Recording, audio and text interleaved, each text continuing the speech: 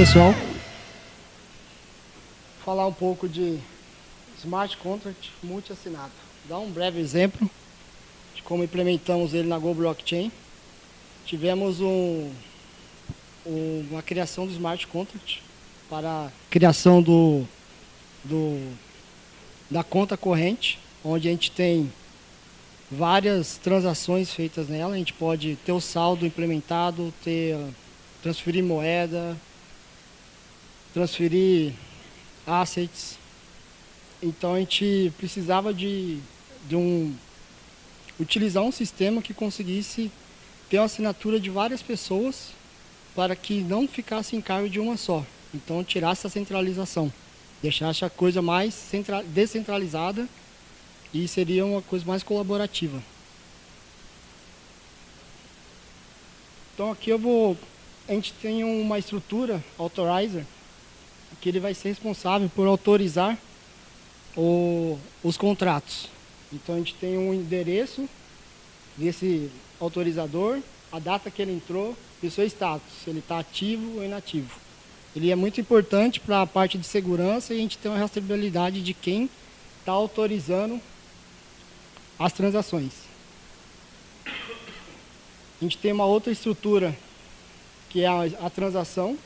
A gente tem as propriedades de quem está vindo, de quem está saindo o endereço de quem está indo, o valor, a descrição, a quantidade, a data, e aqui cortou um pouco, que é o número de assinaturas.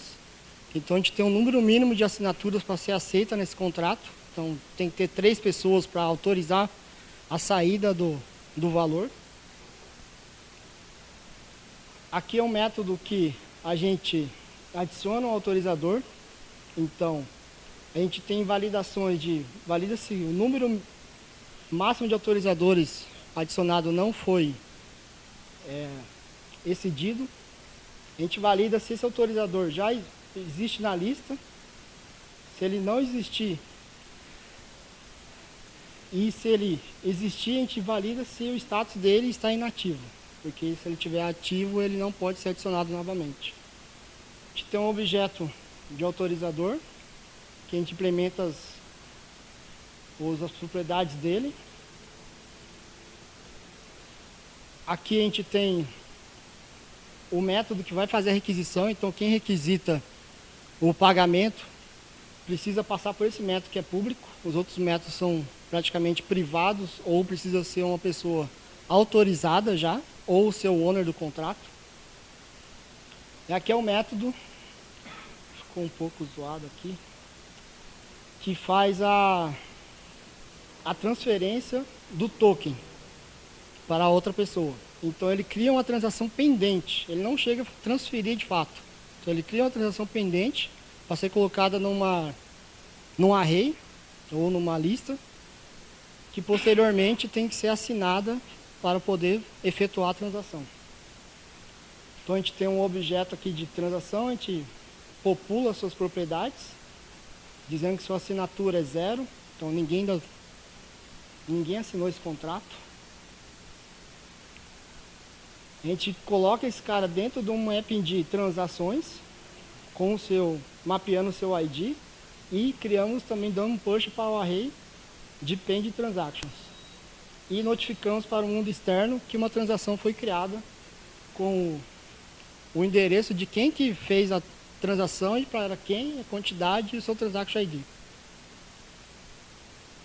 E aí vem o método de assinar a transação.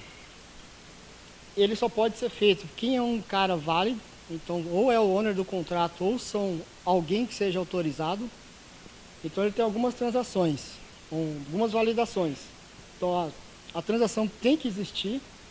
O criador do contrato não pode assinar o seu próprio transação que ele criou. E tinha mais uma validação, não dá para enxergar, é que uma transação não pode ser assinada mais de uma vez pela mesma pessoa. Então se aquela pessoa já assinou, ela não pode assinar novamente. E aí aqui a gente, passando aquelas validações, a gente realmente diz que a assinatura coloca o endereço do assinador e diz que ele já foi assinado por aquele cara. a gente dá um incremento na quantidade de assinaturas que tem naquele contrato e lançamos o evento para o mundo externo para notificar que uma transação foi assinada por tal pessoa e com o Transaction ID.